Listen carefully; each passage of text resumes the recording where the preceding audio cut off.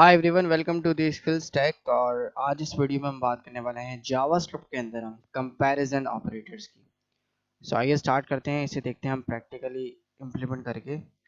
इससे पहले मैंने लास्ट वीडियो में डिस्कस किया था अर्थमेटिक ऑपरेटर्स मैंने असाइनमेंट ऑपरेटर्स को डिस्कस किया था। अगर आपने वो वीडियो नहीं देखी है तो लिंक डिस्क्रिप्शन में मौजूद है। तो पहले आप वो वीडियो देख लीजिए कि ऑपरेटर्स क्या होते हैं और हम क्यों यूज़ करते हैं और किस तरीके से यूज़ करते हैं असाइनमेंट ऑपरेटर्स को और अरिथमेटिक ऑपरेटर्स को। तो आज इस वीडियो में हम बात करने वाले हैं कंपैरिजन ऑपरेटर्स की। इससे नेक्स्ट वीडियो हम देखेंगे लॉजिकल ऑपरेटर्स। तो कंपैरिजन ऑपरेटर्स यानी दो वेरिएबल्स या दो वैल्यूज़ को आपस में कंपेयर करना या दो टाइप को आपस में कंपेयर करना। ठीक है, तो let x is equals to, मैं लिखता हूँ 10 और यहाँ मैं लिखता हूँ let y is equals to 20। अब मुझे इन दो को कंपेयर करना है, तो मैं क्या करूँगा, कंसोल डॉट लॉग और यहाँ से मैं क्या करूँगा, मैं लिखूँगा x is equal to y. क्या ये दो क्या ये वैल्यू जो है वो आप बराबर है, क्या x बराबर है y के, यानी राइट वाली वैल्यू बराबर है लेफ्ट वाली वैल्यू के, यानी कि लेफ्ट वाली जो वैल्यू है वो राइट वाली वैल्यू के बराबर है अभी। या इस तरीके से कह सकते हैं हम कि राइट वाली वैल्यू लेफ्ट वाली जो वैल्यू है उसके बराबर है। तो यहाँ पर ये जो वैल्यू है 10th, डेटा टाइप तो आपके सेम है, ये भी नंबर है ये भी नंबर है, बट जो वैल्यू है ना वो आपकी सेम नहीं है। तो यहाँ पर क्या आउटपुट में क्या आएगा, फॉल्स।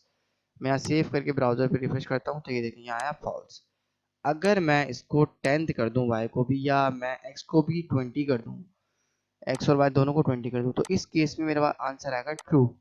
यानी ये उन दो वैल्यूज को कंपेयर करता है जिनकी वैल्यू सेम हो, उन दो वेरिएबल्स को कंपेयर करता है जिनकी वैल्यू सेम हो। अगर मैं इनकी टाइप चेंज कर दूं, लेट्स से मैं कर दूं उसको स्ट्रिंग फॉर्मेट में कर दिया मैंने y को, तो क्या ये इसका आंसर ट्रू आएगा? बिल्कुल ट्रू आएगा।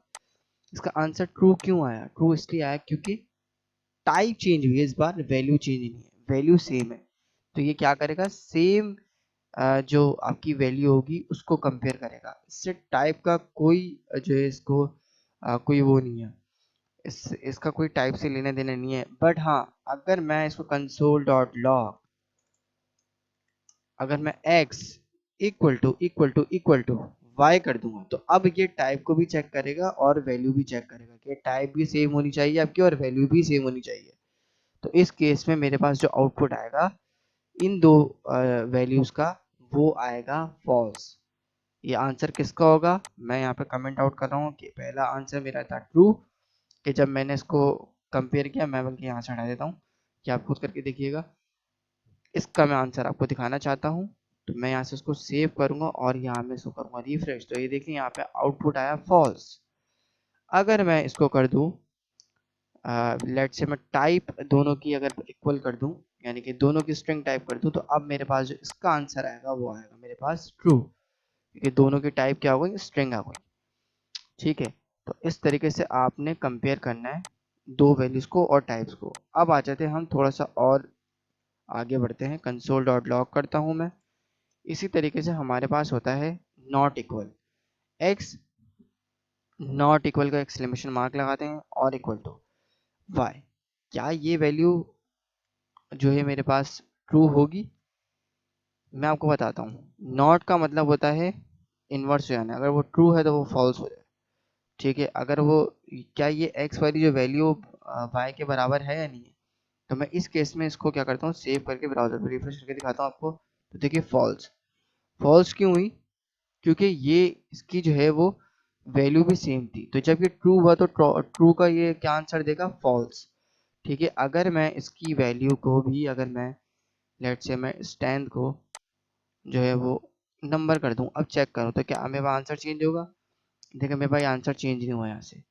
ठीक है, याद रखिएगा ये इसका आंसर चेंज हुआ क्योंकि ये तो जो है वो ऊपर वाला ऑपरेटर है जो जिसमें हम ट्रिपल इक्वल टू जो है टाइप और वैल्यू चेक चेक कर रहे थे।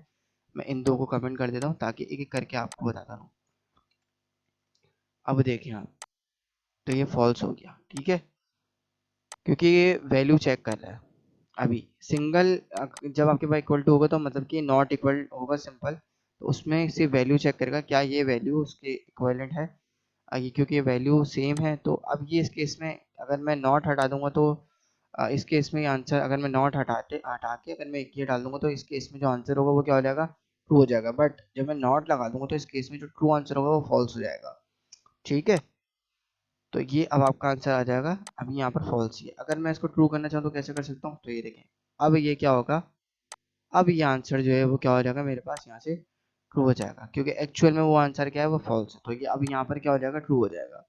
इस तरीके से आप कर सकते हैं। अगर आपने वही चीज़ सिमिलर अगर हमें टाइप और वैल्यू चेक करानी है तो कंसोल डॉट लॉग, और यहाँ से आप क्या कर देंगे उसको, यहाँ से आप x not equal to y, इसका आप आंसर देख लें।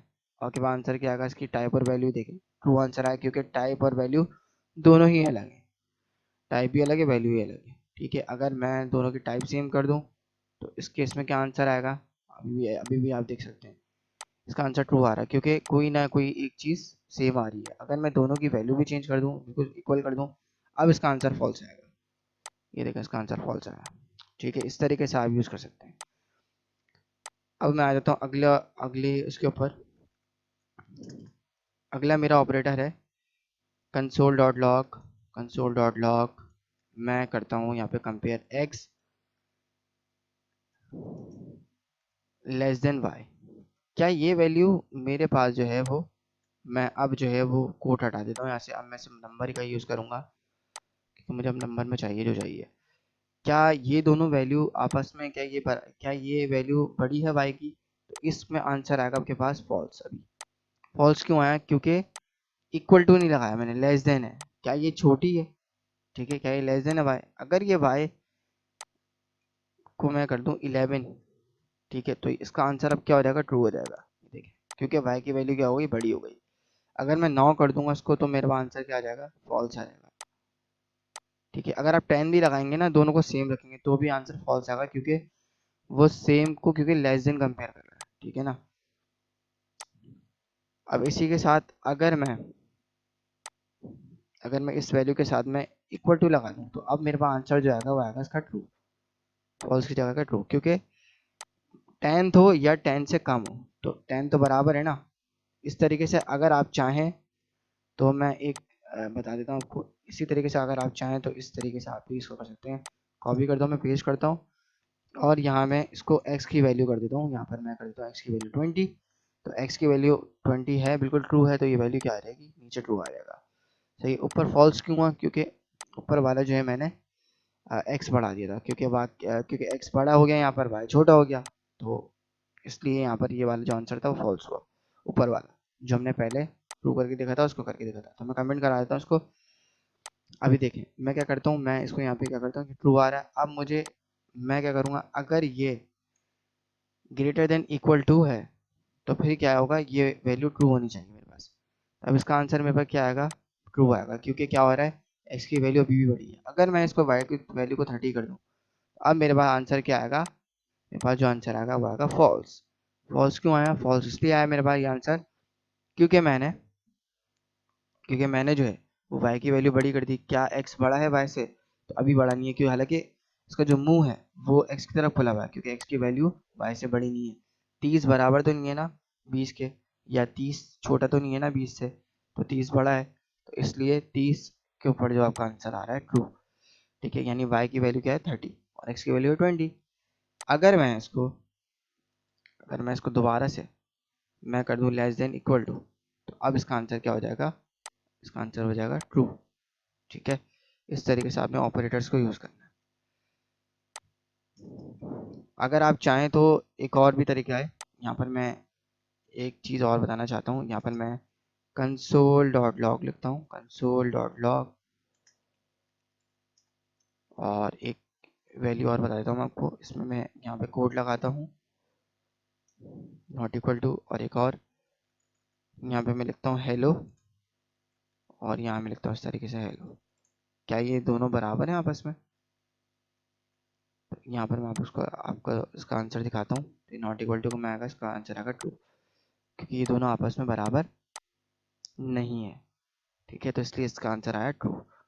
अगर मैं इसको कर दूंगा, इसको मैं अगर दोनों को सेम बना दूं तो इसका आंसर आएगा फॉल्स। क्योंकि ये दोनों अब ट्रू हो जाएंगे। तो ट्रू के केस में क्या आएगा आंसर? फॉल्स। तो ये देखिए, एक ये छोटी सी भी एक चीज़ थी समझाने के लिए। तो ये कंपैरिजन ऑपरेटर्स होते हैं टोटल, जो मैंने आपको यूज़ करके दिखाया। मैंने लेस देन इक्वल टू भी करा के दिखाया, ग्रेटर देन इक्वल टू भी करके दिखाया, ठीक है। और मैं यहाँ पर अलग से जो है ना लेस देन इक्वल टू की मैं आपको यहाँ पे एग्जांपल राइट करके दे देता हूँ, ताकि आप इसको खुद से कर लें। ये लेस देन की हो गई और ये ग्रेटर देन की हो गई। तो इस तरीके से आपने सबको करके देखना है प्रॉपर तरीके से। तो आई होप कि ये वीडियो पसंद आई होगी, और वीडियो पसंद आई तो इसे लाइक कीजिए, कमेंट कीजिए, सजेशन दीजिए अपनी जो है। सो मैं मिलता हूँ फिर आपसे नेक्स्ट वीडियो में लॉजिकल ऑपरेटर्स की। So till then keep learning and keep practising. Thank you.